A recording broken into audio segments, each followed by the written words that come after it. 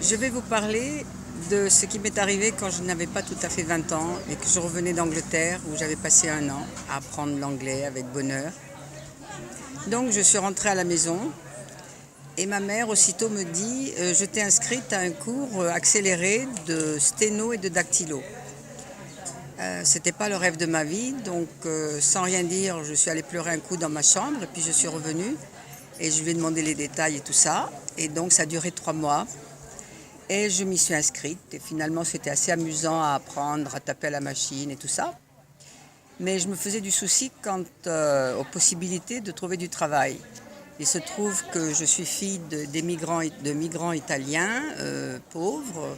Mon père est un ouvrier, mes 2 parents ont à peu près 1 an d'école chacun. Et donc je n'avais pas vraiment de relations, d'appui, de personnes qui pouvaient me pistonner ou tout ça. Et je n'avais absolument pas l'intention de rester dans la ville où j'étais, en province, parce que j'avais envie de respirer et d'être un peu loin de mon père, qui était un peu difficile à vivre pour moi. Et donc, j'ai cherché un endroit où aller. Je ne suis pas très bonne en géographie, étant donné qu'au bac, j'ai mis La Rochelle en Méditerranée, vous voyez un peu. Donc, j'ai décidé, finalement, j'ai vu une carte postale de l'Opéra de Paris, assez laide, colorisée et tout, et j'ai décidé, bon, Paris. Et aussitôt, bien sûr, tous les doutes, toutes les... mais comment, je ne connais personne, comment je vais y arriver, je ne sais même pas où c'est, je ne sais pas comment y aller, comment est-ce que je peux... Enfin, je ne savais rien du tout. Et une fois que j'ai laissé tous ces doutes m'envahir, j'ai décidé que ça suffisait comme ça. Moi, ce que je voulais, c'était Paris, et sans la moindre hésitation, sans le moindre doute, et il n'y avait pas à discuter. Donc, chaque fois qu'il me venait un doute, que je réfléchissais à ça et que je me disais oui, mais je disais Paris, Paris, Paris. Et pendant tout le temps, à partir du premier jour où je me suis laissée donc envahir par le doute, je l'ai bien mâché, reconnu et tout ça, après je l'ai interdit de m'envahir. Il est resté à la porte, les doutes existaient toujours, mais il n'avait absolument pas le droit d'entrer chez moi. Et ça a très bien marché, c'est-à-dire que ce qui a bien marché, c'est que je ne les ai absolument pas acceptés jamais. Même pas le moindre mot, le premier mot, à peine non, Paris. Paris. Et c'était pas Paris ou autre chose, c'était Paris et rien d'autre. Et il se trouve qu'au bout de quelques temps, j'étais en train d'attendre le bus et j'ai rencontré une dame avec qui mon frère était sorti pendant 3 mois, qui était une femme ou divorcée, ou je ne sais pas exactement. Enfin bon, son mari était un ingénieur. Et on se rencontre donc à l'arrêt de bus et elle me dit « Comment vas-tu ?» et tout ça. J'ai dit « Je reviens d'Angleterre et là je suis en train d'étudier et je cherche du travail. » Elle me dit « Ah bon, tu me donnes ton curriculum vitae et je vais voir ce que je peux faire. » Moi, je l'ai donc écrit à la main, le curriculum vitae, avec mon baccalauréat, mes diplômes d'anglais et tout ça et tout ça. Et puis, je le lui ai donné. Et cette dame, je lui avais peut-être dit bonjour 3 fois en 3 mois.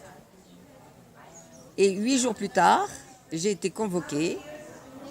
Après l'entrevue, j'ai été embauchée dans la 4e boîte de produits chimiques du monde, une compagnie américaine, la Dow Chemical, à Paris, avec un salaire 4 fois supérieur à celui qu'avait trouvé mon père sur place. Et le patron hésitait entre m'envoyer à Paris tout de suite ou quelques mois à Bruxelles pour me former et tout ça. Il se trouve que j'ai donc eu cet emploi 1 mois et demi après avoir commencé mon cours de sténodactylo. Il y avait d'autres élèves qui étaient avec moi, bien sûr. Elles étaient toutes filles de docteurs, d'ingénieurs, enfin de gens aisés. Et j'étais la seule à avoir du travail. Et la seule raison pour laquelle j'avais ce travail, c'est que je n'avais que ça en tête. Et il n'y avait de place pour rien d'autre. Et si je vous ai raconté cette histoire, c'est parce que j'aimerais que vous l'appliquiez pour Inner Awakening ou tout autre programme qui vous intéresse ou toute autre chose qui vous intéresse, projet ou quoi que ce soit.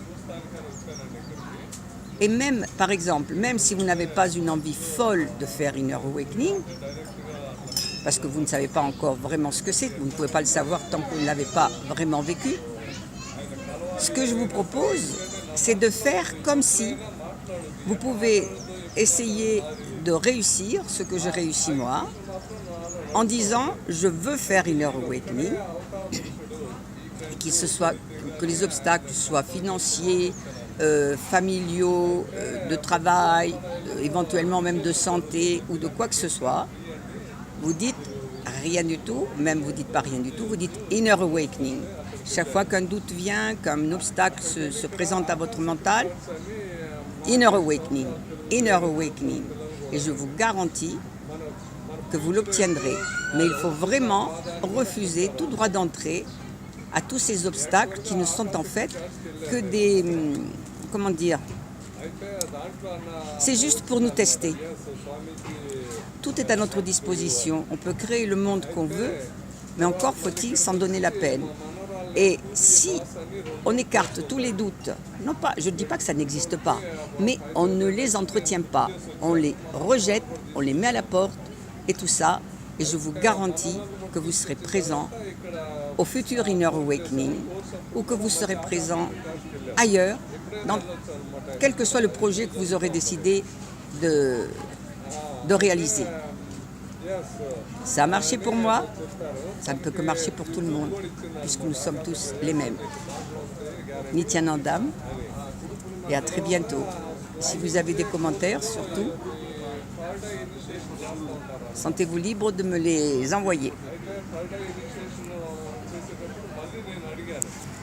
ఏమంటే స్వామి చెప్పాడు ఖండితంగా మాట్లాడుద్ది